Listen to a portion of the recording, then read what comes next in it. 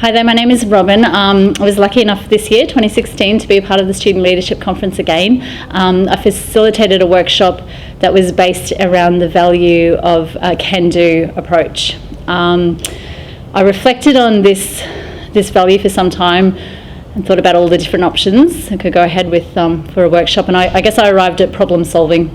If you're going to have a can-do approach, then you're going to have to be able to overcome barriers to achieve your goals there.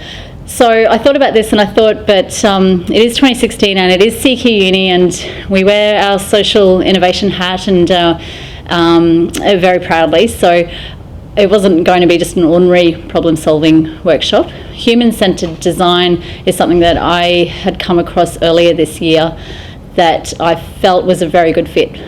What I did with the students is run them through an example of a design challenge that I had workshopped. It was an example from my family life. In fact, it was about my 8-year-old daughter and her very long and very messy hair. I found that this was a really good approach with the students because it really showed them that the human-centered design approach is applicable in so many different scenarios. It could be applicable to their study, to work life, to community initiatives, as well as to family life, and sometimes too. So we stepped through the process with my example. What I then did is I asked students to consider a student experience challenge that they had faced, particularly something that is fairly recent and fresh to their minds, so something from the last year or two. Again, a student experience challenge, something that had impacted their student experience while at CQ Uni. Students then partnered up, and what they essentially did was workshop their partner's challenge. And we did this by following a human-centered design process where we started with showing empathy and interviewing their partners about the particular challenge they were facing. We were looking for information, but we were also looking to dig deeper to find insights into the person and into the challenge that they were facing.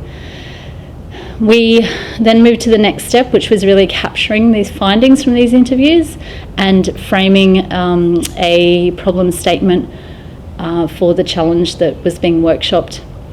The next step was to ideate.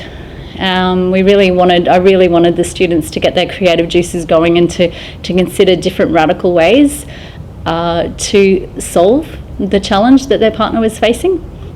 And we had a bit of fun with this.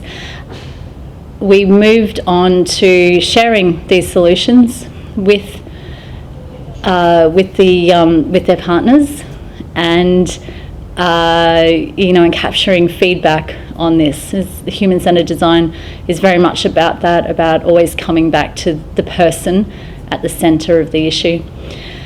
From there, students then storyboarded their solution, and we had a chance to share this at the end of the session, or to at least share it with their partner.